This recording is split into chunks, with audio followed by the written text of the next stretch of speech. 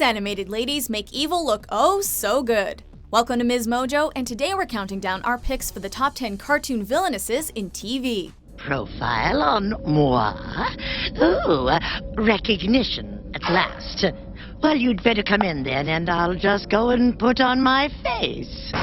For this list, we'll be looking at the female cartoon villains that have provided the biggest impact on Western animation as a whole. This means that female anime villains won't be making the cut, as that's a list for another day. Yes, a great deal of energy.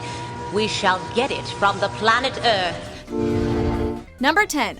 Lady Deathstrike, X-Men. No one steals from Lady Deathstrike and lives. We saw her trade blows with Hugh Jackman's Wolverine on the silver screen, but this assassin has been coming into conflict with her favorite heroic mutants since the 80s. I don't wanna hurt you, Yoriko. The name is Deathstrike!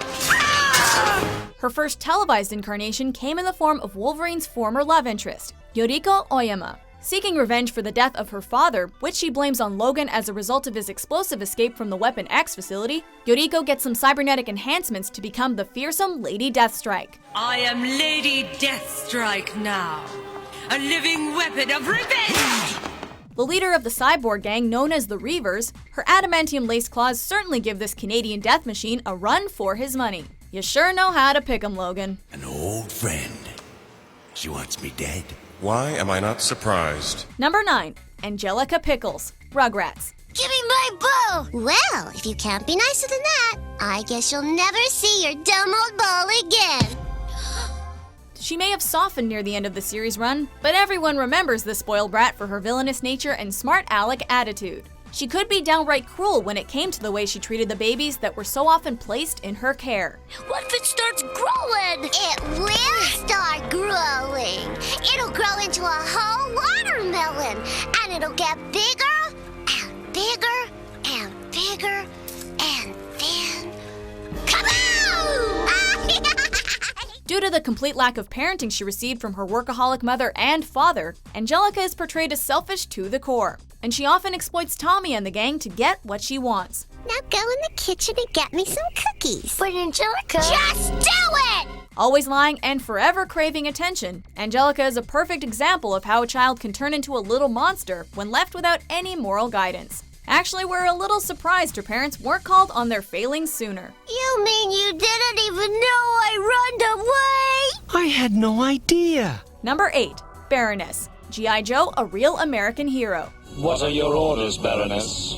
Seize the families of these G.I. Joes and bring them to me. Don't let the tight outfit, sexy yet generic Eastern European accent, and good looks fool you. This villainess is far more evil than she is beautiful. And that's saying something. You have tested it before? Only on Cobra soldiers whose wheels are not strong. Then we'll start with that kid. As a member of Cobra, the Baroness is highly skilled when it comes to combat and deception. She's also attracted to power, which explains why she and her lover Destro were always so eager to step up and take control of the terrorist organization whenever Cobra Commander was knocked off his pedestal. She's gone through many incarnations over the years, but each is beautiful and deadly.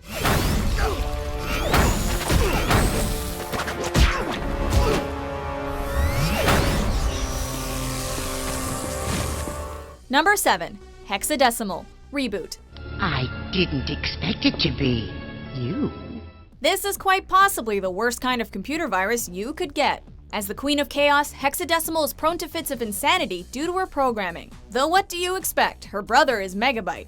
Now you wouldn't be intending to erase me, would you? Oh, come now. Would that be any way to treat family? Hexadecimal is made all the more intimidating by her ever-shifting masks, which range from scary to absolutely terrifying. While she's ultimately redeemed due to her interactions with and deep-seated love for Bob, her time as a villain is definitely a highlight of this series, with her sinister traits, unforgettable design, and mischievous nature transcending the dated CGI.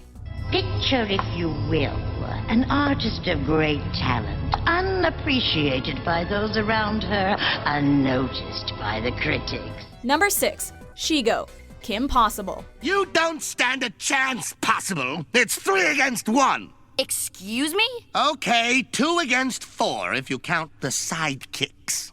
Honestly, why do I bother? If anyone could be considered the teenage super spy's equal, it would be the mercenary known as Shego. Serving as Dr. Draken's muscle, Shego is a master of sabotage, infiltration, and taking apart her enemies, mostly via the green flame she's able to produce from her hands. Hey!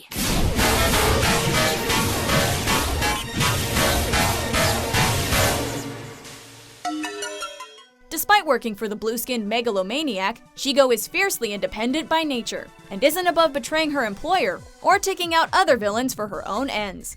Her driving force is undoubtedly the fierce rivalry she shares with Kim, a rivalry that often leads to a lot of collateral damage.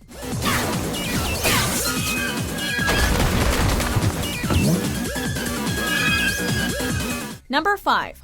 Mom, Futurama. Walt! How are we disposing of these crap gifts they brought me? They're being crushed into powder and sold as a hocus-pocus cure for cancer. False hope. I love it. This lady has only one thing in mind: making money. As the CEO of a company that specializes in the maintenance of robots, Mom portrays herself as a kind old dear that wouldn't hurt a fly, when in actuality she's a foul-mouthed chain smoker who's not above beating her sons, committing fraud, and even attempting murder. And when I say killer app, I mean killer app.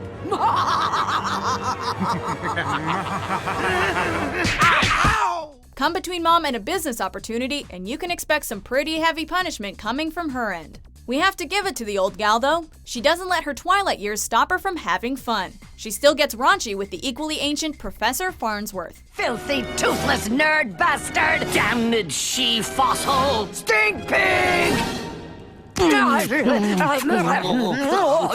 Number 4. Natasha Fatale, The Rocky and Bullwinkle Show. Darling, will you please hold this package for me? Well, I'd planned to leave in a couple of minutes. Don't worry, you will. Sounds like a clock. Bullwinkle's steel trap mind had done it again. It was a clock, only attached to 14 sticks of dynamite, and it was wired to go off in 30 seconds. Behind every thick-headed villainous henchman, there's a slightly less idiotic henchwoman to point out the flaws in their ridiculous plans. Natasha simply can't figure out how to capture the ever-elusive moose and squirrel. Meanwhile, Rocky has started for a turn around the deck with Sir Thomas and Lady Alice, who bear a striking resemblance to his old enemies Boris and Natasha. Come on, Sir Thomas. This sea air is wonderful. I say, slow down a bit, old plum pudding. We must catch a spot of bread, eh, what? Okay. As a spy hailing from Pottsylvania, Natasha takes great pleasure in all the trouble she and her partner get into, despite the fact that they always fail to accomplish their goal. You have to admire that level of commitment. She may not be the most complex of characters, but she set the benchmark for female villains all the way back in the 60s, and you gotta give credit to the classics. How can moose and squirrel take to USA if there is no moose and squirrel? Oh, Boris, you are a sly boots. Number 3. Damona Gargoyles. I have a name too, Goliath. The humans gave it to me long ago. You should know it before you die. I am Damona. As ferocious as she is tragic, Damona's spiral into villainy was born from her hatred of humanity due to the prejudice that she and her clan experienced in ancient Scotland. Can you forgive the humans for what they did to our kind? The ones responsible for that have been dead for 1,000 years. Then their descendants shall pay. I will have blood for blood. When her plan to rid the castle of the humans goes awry, her fellow gargoyles are sealed in stone, including her lover, Goliath. As a result, the hate she harbored turns into a vicious and unrelenting obsession with humanity's destruction, a vendetta that would last centuries, all the way to the modern era. Now on opposing sides due to their conflicting ideals about the human race, Damona fights against her former mate and her clan. Very well then. If you are not my ally, then you are my enemy. Number 2. Azula, Avatar: The Last Airbender. My own mother thought I was a monster. She was right, of course, but it still hurt. Kuvira from The Legend of Korra made her mark as a dangerous adversary for the Avatar. But there's just no matching the sociopathic, elitist princess with a tendency to set her enemies ablaze, Azula. Her disregard for human life, impeccable talents as a strategist, and combat ability make her a formidable threat to Aang and his friends. Don't you see what she's doing? She's just playing with us. She's not even trying to win this fight. Not true. I'm giving it my all. You're trying to keep us here and waste all our time. Right. I think your friend just said that, genius. Plus, her sharp tongue and viciousness are as enjoyable as they are unsettling. Azula eventually dives into the realms of insanity during the final scuffle against Zuko and Katara, and that's where she becomes downright terrifying. Now that's how a true villain leaves a legacy.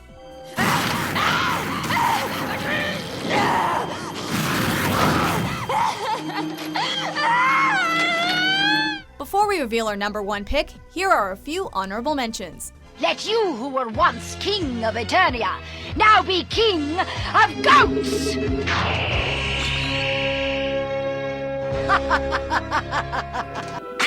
Scrooge, you had better be watching out. This time, Magica has finally found perfect way to be stealing Lucky Dime. Looking for me, Livewire? Well timed, super jerk. Let's rock!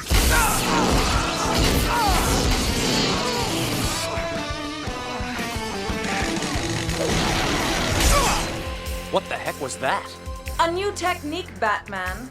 Did you think I'd learned nothing from our previous encounters?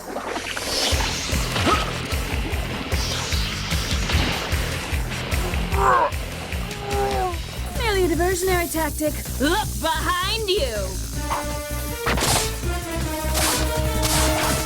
Try picking those locks. You missed the spot, Captain Cranium. Where? Everywhere! Number 1.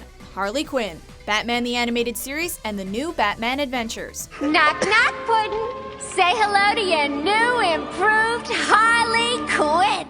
On paper, the idea of giving the Clown Prince of Crime a girlfriend could be considered lame. But that's exactly what writer Paul Dini decided to do in this iconic series. And Harley went from side character to a series favorite in no time. And here you thought I was just another bubble-headed blonde bimbo. Well, the joke's on you. I'm not even a real blonde.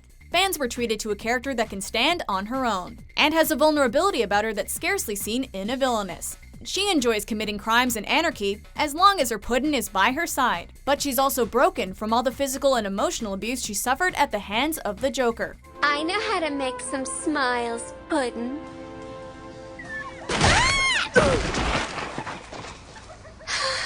Face it, Harl, this stinks. But ultimately, what would this awesomely grim cartoon be without Harley? Maybe you're a better crook than the rest of us put together. Maybe. Not. Do you agree with our list? All I can say for sure is... Now stop getting slapped and power up the Twitworm! Who do you think is the greatest cartoon villainess on TV? Well, come on, Angelica, you gotta tell us. With new top 10s published every day, be sure to subscribe to MsMojo. You trusted me once. You loved me once. We have found each other again after 1,000 years of solitude. Does that mean nothing to you?